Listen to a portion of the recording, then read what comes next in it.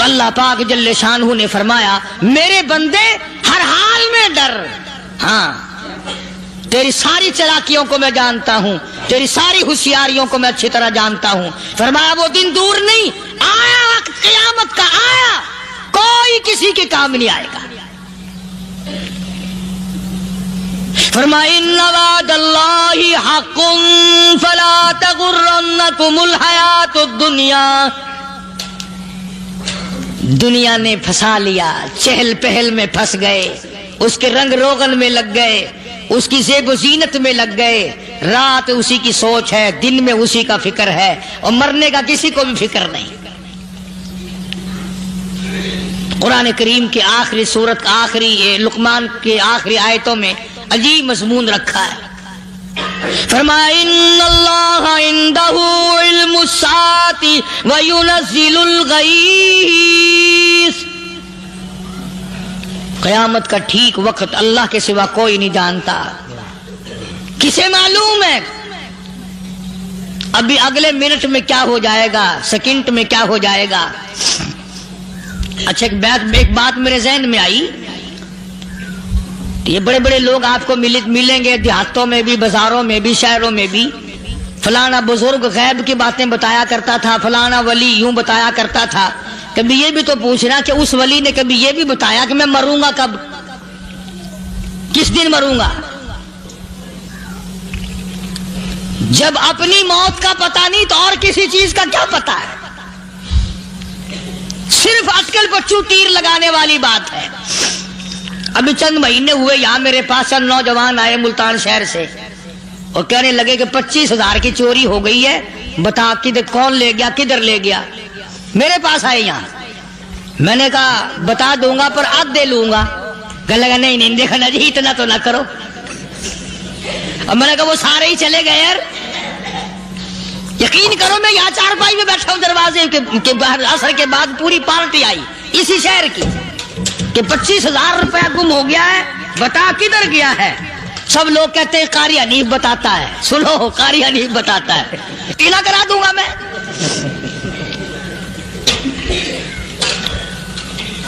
جتنا میں نے انکار کیا میرے سر ہوتے چلے گئے۔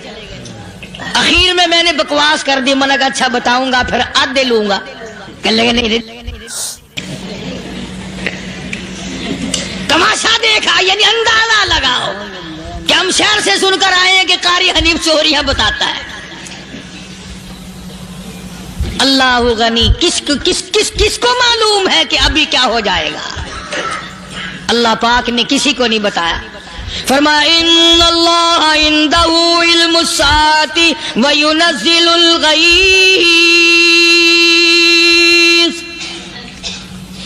قیامت کا ٹھیک وقت کسی کو معلوم نہیں، بارش کا کوئی پتہ نہیں کب ہوگی، کتنی ہوگی۔ تم ابھی کہہ رہے ہوگے کہ جی محکمہ موسمیات والوں کو پتہ چلتا ہے، ان 3 مہینے میں یہ محکمہ موسمیات والے کئی دفعہ کہہ چکے ہیں کہ بندہ باندی ہوگی، مگر کچھ بھی نہیں ہوا۔ بلکہ جتنے یہ زیادہ بتلاوے نا اتنا ہی موسم خراب ہوتا چلا جاوے۔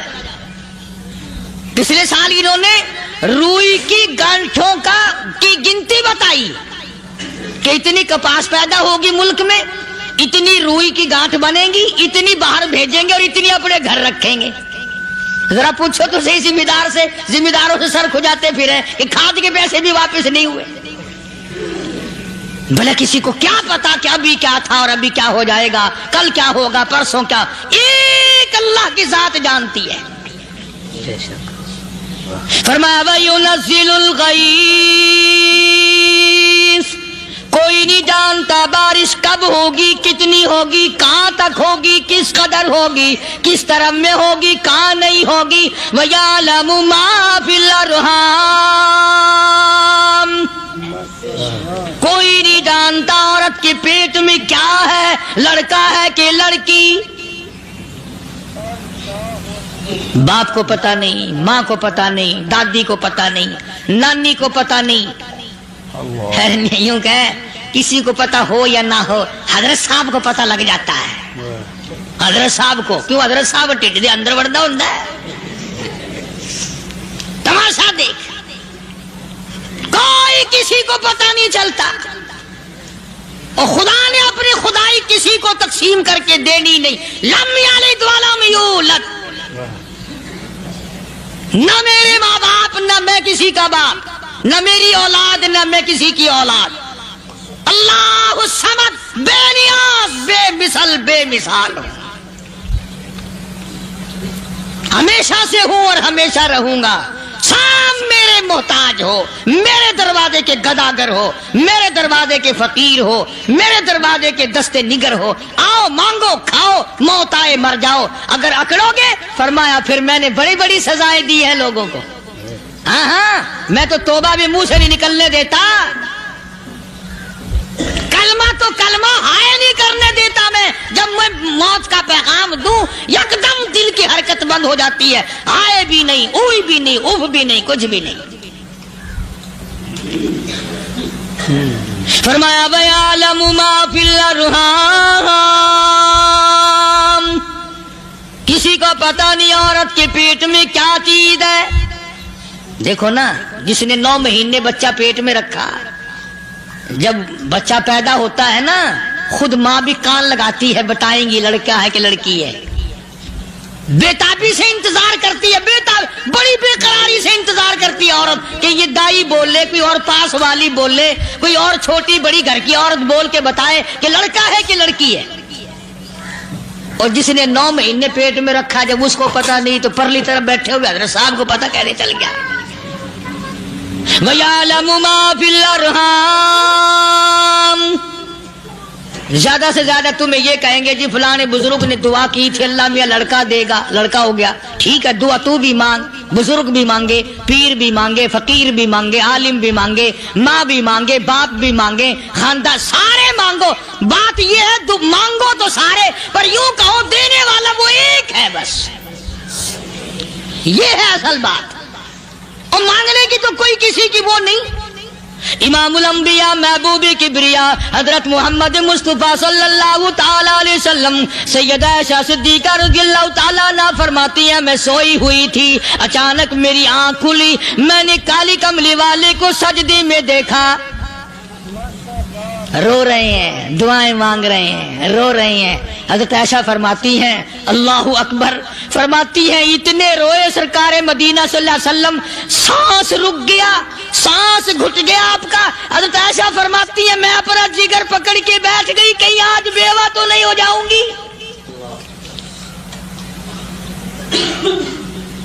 نبی نے اتنا مانگا، اتنا مانگا، اتنا مانگا، اس کائنات میں مانگنے والا کوئی آیا ہی نہیں.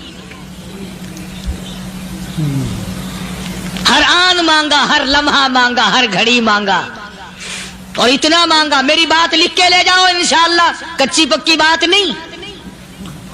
سیدہ عائشہ صدیقہ رضی اللہ تعالیٰ عنہ گواہ ہے، سیدہ فاطمہ الزہرا رضی اللہ تعالیٰ عنہ گواہ ہے، نبی کی گھر والی گواہ، نبی کی لخت جگر نوری نظر فاطمہ الزہرا گواہ. فرماتی ہے حضور کریم صلی اللہ علیہ وسلم کا جب آخری وقت آیا، آواز بالکل ختم ہو گئی، آواز بالکل پست ہو گئی، پھر بھی لب حرکت کرتے تھے، لب حرکت کرتے تھے، دونوں کی دونوں. فرماتی ہے ہم نے کان لگایا، آواز تھی ربی حبلی امتی، ربی حبلی امتی، اور میرے مولا میری امت کو معاف کر دے. اور خدا کی قسم کالی کملی والے نے آخری سانس تک مانگا ہی مانگا.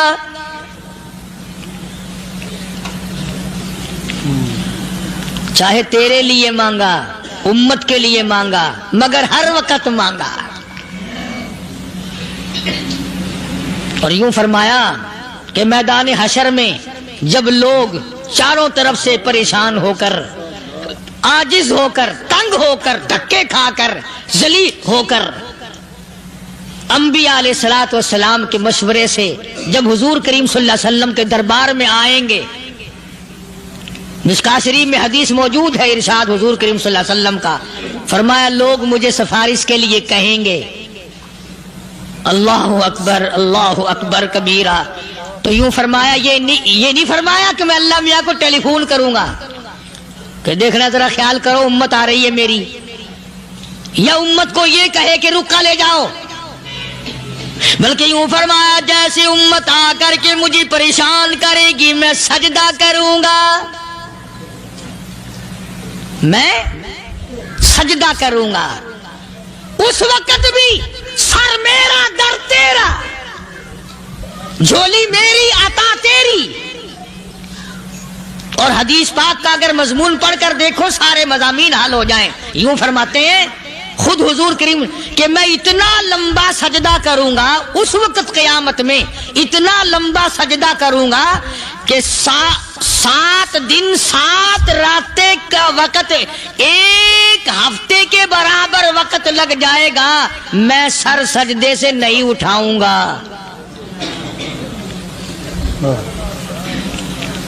اتنا لمبا سجدہ کروں گا کہ 1 ہفتے کی مقدار وقت لگ جائے گا۔ یہ مقدار کیوں فرمایا؟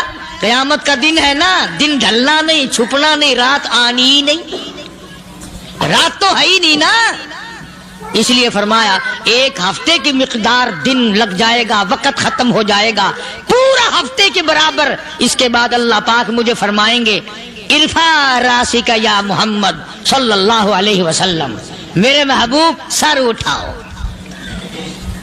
سل مانگو توتا دوں گا، مانگو دیا جائے گا، سوف یعطیک ربک فترضی، تیرا رب تجھے راضی کر دے گا۔ صحابہ اکرام رضوان اللہ تعالی علیہ مجمعین نے عرض کر دیا یا رسول اللہ صلی اللہ علیہ وسلم آپ کس وقت راضی ہوں گے؟ کتنے لوگ جنت میں چلے جائیں گے، دوزخ میں چلے جائیں گے، آپ کس وقت راضی ہوں گے؟ خدا کی قسم اس محسن کائنات کا کیا کہنا کالی کملی والے نے جو ہم پر مہربانی فرمائی۔ یوں فرمایا جب تک ایک ایک امتی کلمہ پڑھنے والے کا ہاتھ پکڑ کر جنت میں نہ لے جاؤں میں محمد الرسول اللہ کو چین نہیں آئے گی،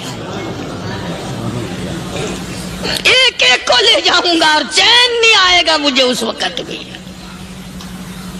تو عرض یہ کر رہا تھا کہ قرآن کریم نے اور تمام چیزوں میں عقیدے کا سدھار کہ عقیدہ بناؤ، یہ جو عقیدہ ہے نا اس کی حیثیت ایسی ہے جیسے پہلی اینٹ عمارت کی،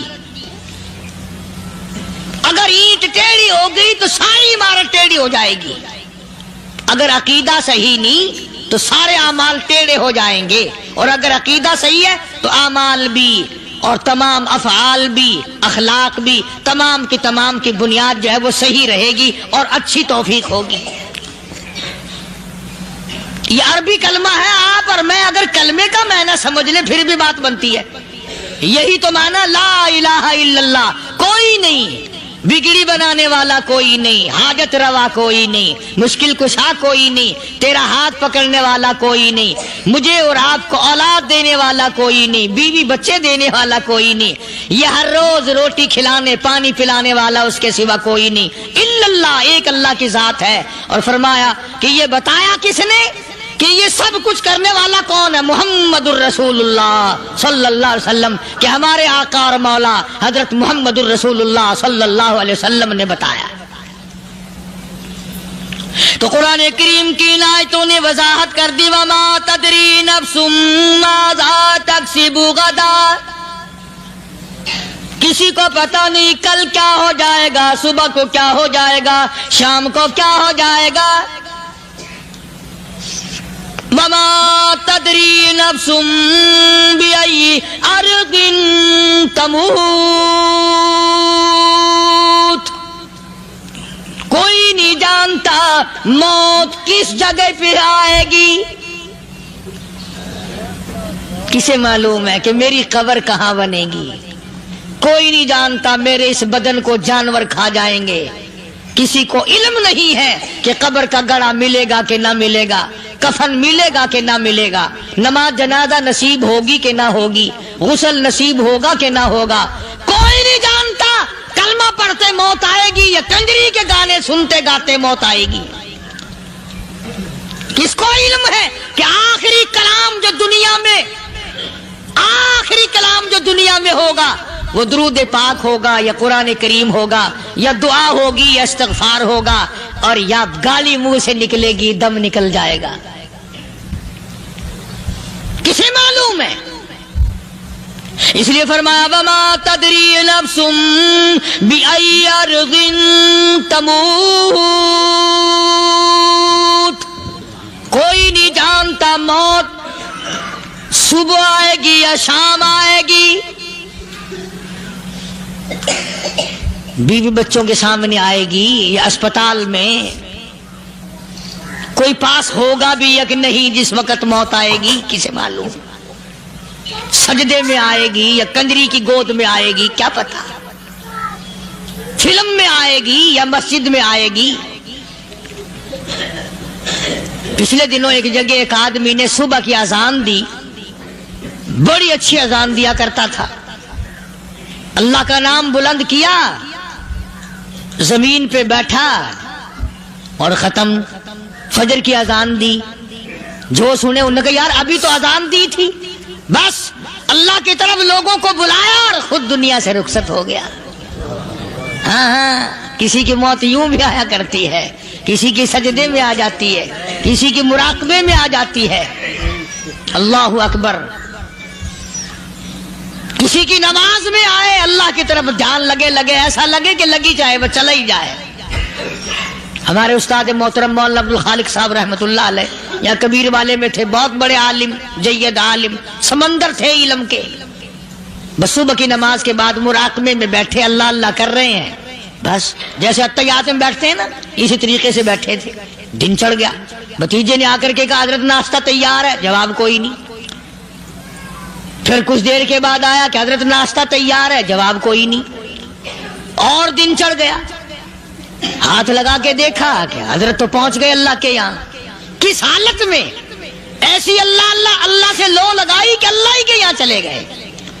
اور ان اللہ والوں کے پاس اس نیت سے لگا کرو میری آخرت بن جائے، میری قبر بن جائے، میرا آخری کلام جو دنیا میں ہو وہ کلمہ ہو، استغفار ہو، درود پاک ہو، قرآن کریم ہو، پھر تو مزہ ہے۔ اور اگر ہائے ہائے ہائے ہائے کرتے مر گئے تو کیا ہوا؟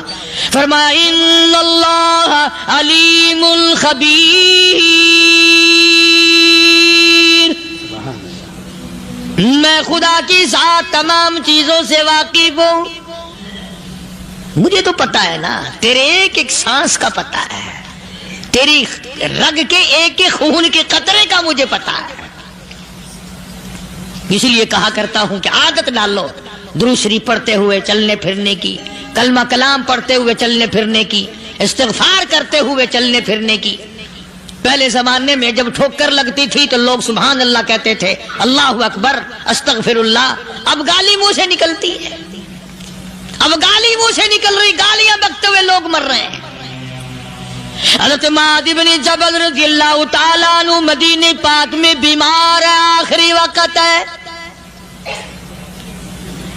صحابہ کی ایسی ایسی موت آیا کرتی تھی، چاروں طرف جتنے گھر والے بیٹھے ہیں، اماں بھی، بیٹی بھی، گھر والی بھی، بہن بھی، بھائی بند بھی، قبیلہ بھی، خاندان بھی، مدینہ شہر ہے، کالی کملی والے کا شہر ہے، حضرت معاذ بن جبل کا آخری وقت ہے، چاروں طرف بیٹھنے والے بھی تلاوت کر رہے ہیں قرآن کریم کی، خود معاذ بن جبل بھی تلاوت فرما رہے ہیں۔